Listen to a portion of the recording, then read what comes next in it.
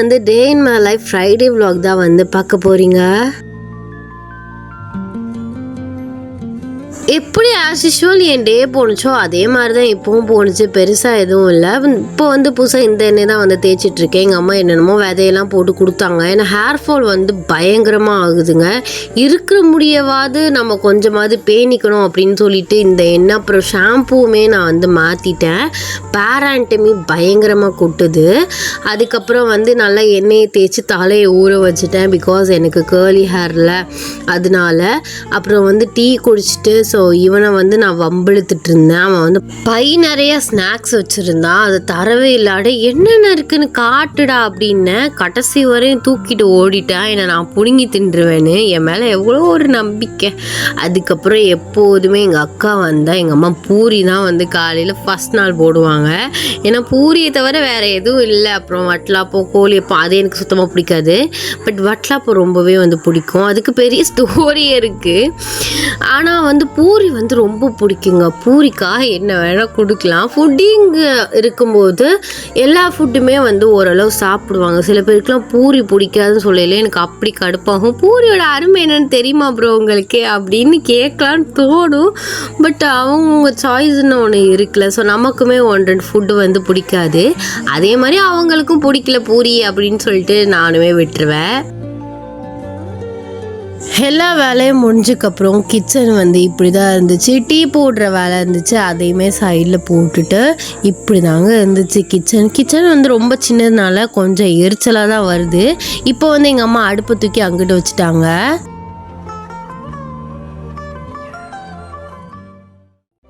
அப்புறம் எங்கள் அக்கா பையனை வேலை வாங்கினா போய் துணி எடுத்துகிட்டு வாடானா ஃபோனே பார்த்துக்கிட்டு இந்த துணியை அள்ளிக்கிட்டு வந்தான். அவன் ஹேர் கட்டுக்கும் அதுக்கு எனக்கு பயங்கரமாக சிரிப்பு வந்தது.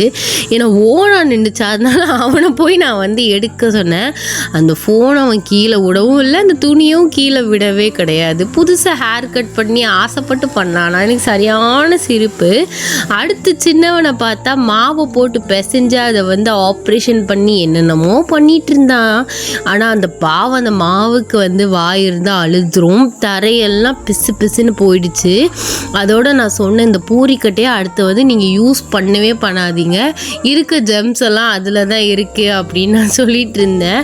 அவன் எதையுமே வந்து காதில் வாங்கவே கிடையாது.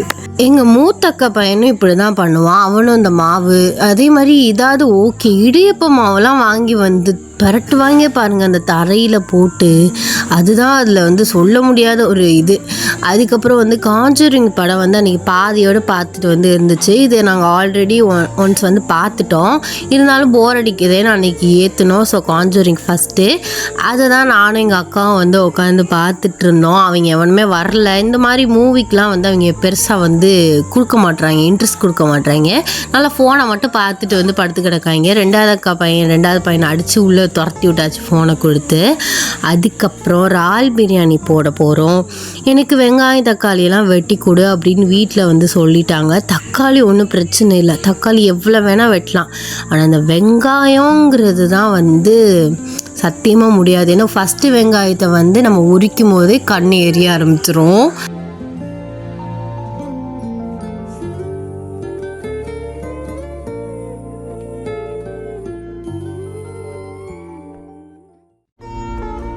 தக்காளியை வந்து நல்லா நீளமாக தான் வந்து வெட்ட சொன்னாங்க. ஃபஸ்ட்டு வந்து 2 வந்து வெட்டிட்டு ஸோ நடுவில் இருக்கிறத வந்து எடுத்துட்டு அப்புறம் நீளமாக வந்து வெட்ட ஆரம்பித்தேன். இது கூட எனக்கு வந்து பெருசாக தெரியல. தக்காளியை கூட நான் வெட்டிடுவேன், எவ்வளோ தக்காளியை வேணால் வெட்டிடலாம். ஆனால் இந்த வெங்காயம் வந்து ஃபஸ்ட்டு உரித்தேன். அப்போவே லைட்டாக கண் வந்து எரிய ஆரம்பிச்சிருச்சு. அந்த வெங்காயத்தை மட்டும் நான் ஷேப் பார்க்கவே மாட்டேன். கடன்னு வெட்டிட்டு ஓட தான் பார்ப்பேன். ஆனால் சில டைம் வந்து பார்த்திங்கன்னா இது கொடுப்பாங்க, அது என்ன ஹெல்மெட்லாம் போட்டு வந்து வெட்டுனா வந்து கண் எரியாது அப்படி இப்படின்லாம் வீடியோ வந்துச்சு. இருக்கிற வேர்வை ஊற்றுறதுல இதில் ஹெல்மெட்டை போட்டு நம்ம எப்படி அதை வெட்ட முடியும்?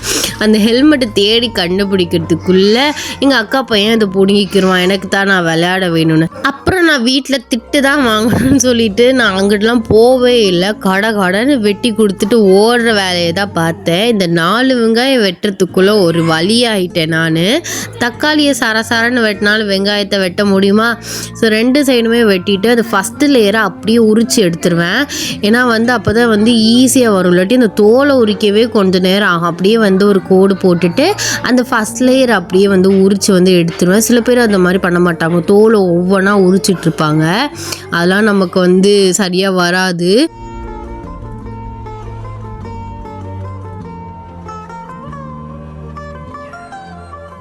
நம்ம ஃபாஸ்ட்டாக வெட்டும் போது சில நேரத்துக்கு கையெல்லாம் வெட்டிக்குவோம். அந்த மாதிரிலாம் எனக்கு எக்ஸ்பீரியன்ஸ் நடந்திருக்கு. எப்படியோ நான் வெட்டி முடிச்சுட்டு ஒரே ஓட்டமாக ஓடிட்டேன். அதுக்கப்புறம் வாப்பா பிரியாணி போட ஸ்டார்ட் பண்ணிட்டாங்க.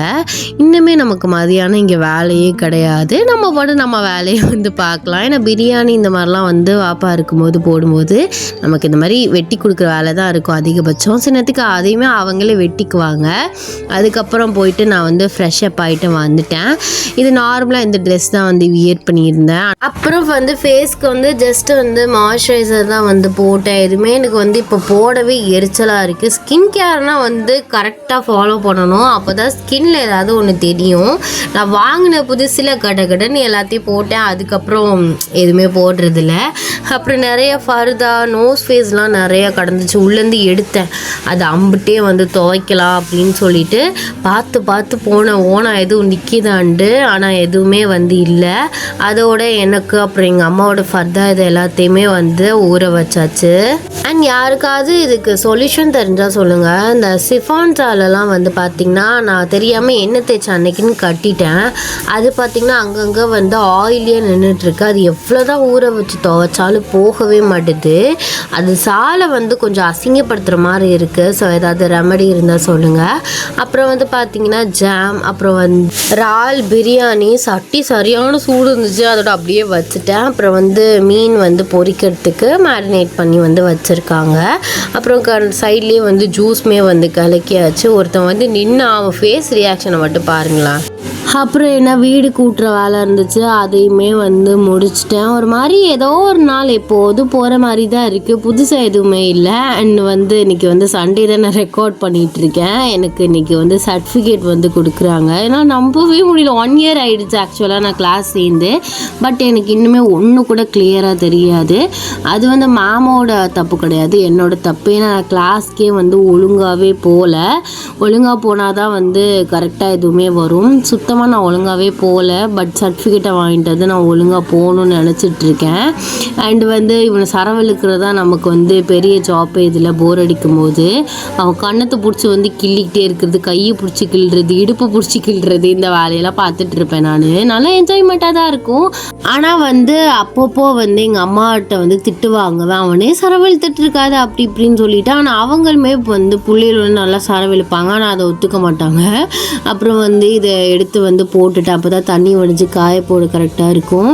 அப்புறம் என்ன டீ போடுற வேலை வந்துருச்சு. நான் டீ போட்டேன். இங்கே 2வது அக்கா பாத்திரம் கழுவுனாங்க. மேடம் பாத்திரம் கழுவுற வேலை ரொம்பவே மிச்சம். அந்த போல் அதிகமாக பாத்திரத்தை கழுவிடும்.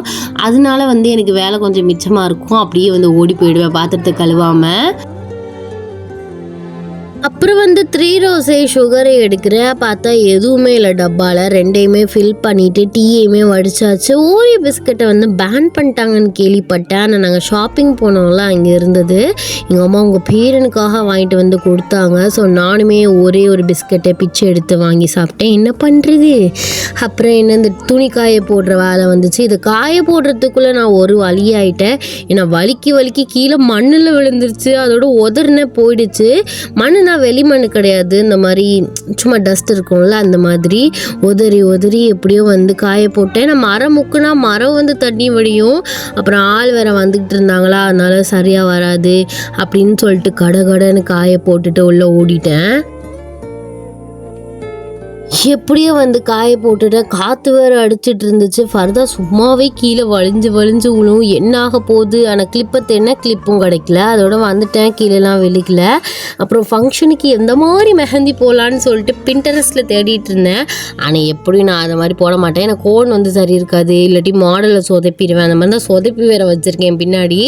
அப்புறம் வந்து கொஞ்சம் கொஞ்சமாக எல்லாத்தையும் எடுத்து ஏதாவது நானாக ஒரு டிசைனை வந்து போட்டு போயிடுவேன். ஏன்னா வந்து செவக்கும் போது செவந்தக்கப்புறம் அது வந்து டிசைன் தெரியாது, நல்லா தான் இருக்கும். பின்னாடி கையை தான் வந்து நான் ஜோக்கர் வை மாதிரி பண்ணி வச்சுருக்கேன். நான் அதையுமே காட்டுறேன். அப்புறம் வந்து எனக்கு கேக் சாப்பிடணுன்னு ரொம்ப நாள் கிரேவிங்ஸ் இருந்துகிட்டே இருந்துச்சு. அதோட ஐஸ்கிரீம் கேக் வந்து வாங்கி எல்லாருமே வந்து சாப்பிட்டோம். பிளாக் ஃபாரஸ்ட் ஆனால் வந்து முன்னாடி இருக்க டேஸ்ட்டு வந்து சுத்தமாக இல்லை, ஏதோ இருந்துச்சு அப்படிங்கிற மாதிரி தான் இருக்குது. ரொம்ப ஐஸ்கிரீமாக ஜூஸியாக, முன்னாடி நல்ல ஐஸ்கிரீமாக கரையும், அந்த மாதிரிலாம் இல்லை. எல்லா குவான்டிட்டி எல்லாத்தையுமே குறைச்ச விலையை மட்டும் ஏற்றி பயங்கரமாக வச்சுருக்கானுங்க. அப்புறம் சரி கிரேவிங்ஸ்க்காக தானே அப்படின்னு சொல்லிட்டு வாங்கியுமே வந்து சாப்பிட்டாச்சு. அப்போ தான் சும்மா இருக்க முடியும், நல்ல வேலை வாங்கி சாப்பிட்டாச்சு அப்படின்னு. இல்லைன்னா வச்சுக்கோங்களேன், மடி சாப்பிட்லேன்னு அதே தோடும். அப்புறம் வந்து பெட்டை வந்து எங்கள் அக்கா பசங்க பிச்சு விட்டானுங்க. அதை உட்காந்து நானும் எங்கள் அக்காவும் தச்சிட்டு இருந்தோம். வேறு என்ன பண்ணுறது, இதற்கெலாம் வந்து ஆள் கூப்பிட்டா அவங்க 10,000 ரூபா கேட்குறாங்க. நம்மளே சிம்பிளாக தச்சுட்டு போயிடலாம். அதுக்கப்புறம் நைட்டுக்குமே வந்து அதே பிரியாணி அதையுமே வந்து சாப்பிட்டாச்சு. அப்புறம் கோனை வந்து போட ஆரம்பித்து நல்லா தாங்க போட்டேன். அந்த வந்து ஒவ்வொரு இடத்துல வந்து கிறுத்தனமாக வந்து டிசைனை போட்டு ஜாயின் பண்ணுறேன்னு பேரில் என்னத்தையோ பண்ணி வச்சுவிட்டேன். அதுக்கப்புறம் பின்னாடி நிலாவை போட்டேன். ஆக்சுவலாக நான் பெருநாளுக்கு போட்டேன், நல்லா இருந்துச்சு. நிலாவை ரொம்ப பெருசாக போடும், அதுக்கு உள்ள டிசைனை போடும், அப்படி ஜோக்கர் வாய் மாதிரியே இருந்துச்சு. சரி என்ன பண்ணுறது, அழிச்சாலும் செவந்து போயிருக்கோம் அப்படின்னு சொல்லிட்டு சரி இந்த ரிப்பனை மட்டும் அழிச்சிருவோம், ரிப்பன் அசிங்கமாக இருக்குது அப்படின்னு சொல்லிட்டு அது ரிப்பன் மாதிரி இல்லை, அதை அழிச்சிட்டு அடுத்த நாள் பார்க்குறேன் இந்த ரிப்பன் நல்லா செவந்து இருந்துச்சு. எனக்கு அந்த பின்னாடி அதை பார்க்கும்போது எனக்கு இன்ன வரைக்கும் கடுப்பாகுது, ஜோக்கர் வாய் மாதிரியே இருக்குது பெருசாக. சரி என்ன பண்ணுறது, 2-3 நாள் அழிஞ்சிரும் சோப்பை போட்டு தேய்ச்சோம்னா அப்படின்னு நான் விட்டுட்டேன். ஏன்னா வந்து கோன் வந்து போக போக வந்து ரொம்ப அதிகமாக வருது. ஸோ அவன் லைட்டாக வந்து ப்ரெஸ் பண்ணாலும் அதிகமான குவான்டிட்டி வெளியில் வரனாலே டிசைனை சொதப்பி விட்டுருது. நான் ரிப்பனையுமே சக்ஸஸ்ஃபுல்லாக அழிச்சிட்டேன். பார்க்கையில் செவந்த மாதிரி தெரியல, பட் அடுத்த நாள் பார்க்குறேன் அப்படியே செவந்து போயிருக்கு. இதுக்கு நான் அழிக்காமலே இருந்திருக்கலாமே அப்படின்னு தான் வந்து இருந்துச்சு. கை வந்து நல்லாவே செவந்திருக்குங்க, சூப்பராக செவந்திருக்கு. எனக்கு கை நார்மலாகவே எனக்கு நல்லாவே செவக்கும். இந்த மாதிரி மொக்கை டிசைன் போடையில் இன்னுமே நல்லா செவக்கும். சரி நம்ம நெக்ஸ்ட் vlogல வந்து மீட் பண்ணலாம். ஸோ அது வரைக்கும் stay tuned, ta-ta bye bye, sarangi.